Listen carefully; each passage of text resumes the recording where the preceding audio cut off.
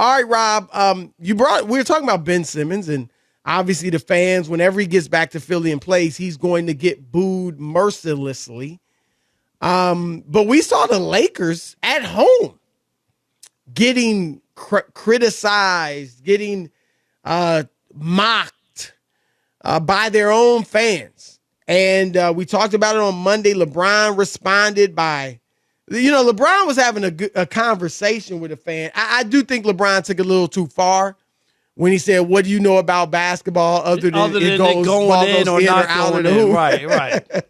I mean, nice little line. It's kind of funny, but it was too far because you don't need to insult. You don't even know who you're talking to. That guy. I'm just saying, like you're talking like he doesn't know anything about basketball. Right. I think that's kind of like it's pretty. You don't have to be an NBA player, Chris, or a coach to know something about the game. I mean, I think that's a little arrogant on LeBron's part. Yeah, I mean, I don't think he meant it literally, although I think there was a lot of meaning in it. I do think he felt that way to some degree. But then Westbrook, you saw Russell Westbrook going at it with some fans, Rob. I can't remember exactly what he said. Telling people to go home or whatever and stuff. Yeah, and then Trevor Ariza called a fan the B word. The B word. And two of those guys are from L.A., Ariza and Westbrook. And so Draymond Green, though, Rob, came to the Lakers' defense. It's a fraternity.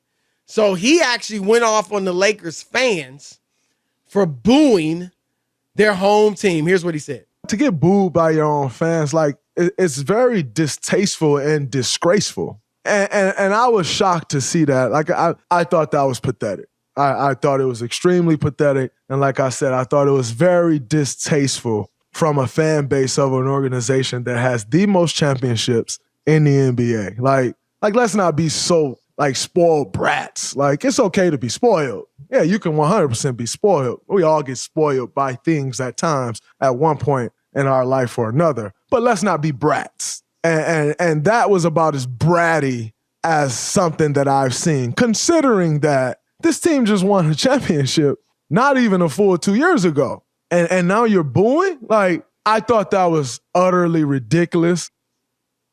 Well, to correct Draymond, they're tied with Boston with the most championships. Both have 17.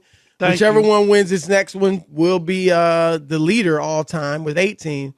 But, Rob, I know this is something that is near and dear to your heart. So I'm sure you have a strong opinion on this. I just think this is just typical player, like, don't boo us. We don't boo us. That's why the applause matter to you. That's what makes them special. That's how you turn boos into cheers. Chris, it's a part of it. When fans buy their tickets, they have a right to boo if they're not happy with their team's effort or what they're doing. It's not disrespectful. Disrespectful is calling out somebody's mother's name or being racist. Or that's disrespectful. Right. A fan saying, my team down by 32 points at home against a bad team? I'm supposed to cheer that, Draymond? I'm supposed to stand up and go, come on, team, that's great. No problem. We got milk and cookies at halftime. Come on, Draymond, be real. Ain't nobody talking about 2020. They won a championship not more than 2 years ago. We're talking about tonight, not about 2 years ago. Let fans be fans. And look it up. Fan is derived from the word fanatic. So fanatics, you know what they do, Chris? They care. Either way, you're going to want apathetic fans who don't care whether the team wins or loses? That doesn't even make any sense.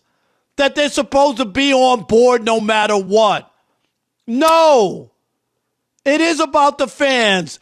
They pay their money, and that is what makes the game. It's the same thing when you go. I remember Reggie Jackson talking about being booed as a player. It means you matter. That people care, Chris, when they boo you. If they don't care about you, nobody would even waste their time.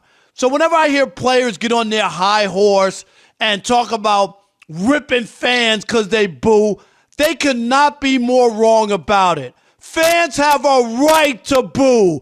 They pay their money, and they can boo whenever they're dissatisfied and they're not happy with the product. I feel the same way about people that criticize you on Twitter. You know, they got a right to go ahead. No need to block them. They have a right to. Is that long time listeners of the show know where I'm going? No, I hear you, Rob. I think that players, I get why a player wouldn't understand it, right? And we see this, Rob. There are a lot of things the players don't really understand naturally, right? If I was in that position, I'd be, y'all booing with the home team. Yeah, because they never paid for tickets. Because they never paid for tickets. Well, they were probably fans. I'm sure they were fans at one point. But even remember the commercial when Peyton Manning was like, I don't know if he's in a grocery store. But, you know, he was going to people's jobs, cheering them on or criticizing them. Remember that commercial, Rob? You remember that? Like he'd be in a grocery store, right? I remember, yeah. And it was cute, and we got the meaning. Oh yeah, everybody. What if everybody got criticized and called out at their jobs? But there's different types of jobs. We talk about it all the time, Rob. When you are in public, you have a public job. It's a different job description.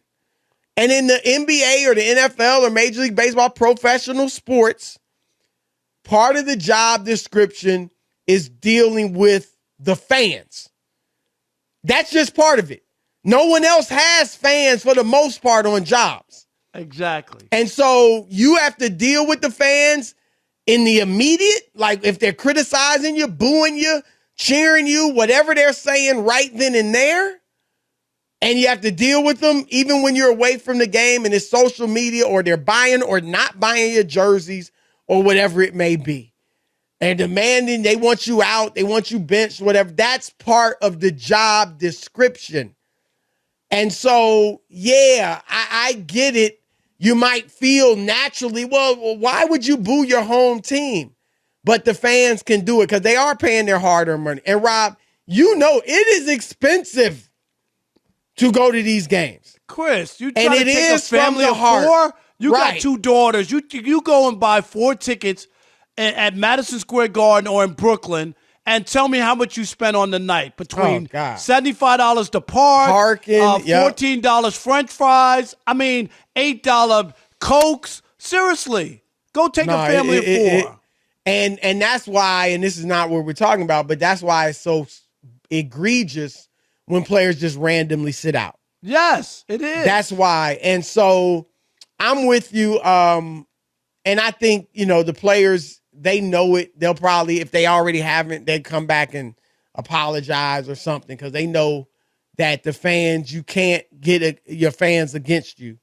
But the Lakers were putting forth a poor effort. And the fans had a right to do that. What's interesting, Rob, has Draymond never been booed in Golden State? Not him, but the team. Maybe not, because they've had obviously a lot of success since he's been there. It's still hard to believe that they didn't have a bad half or quarter, Chris, right, where they got booed off. Come on, even great teams. When they lost a lot.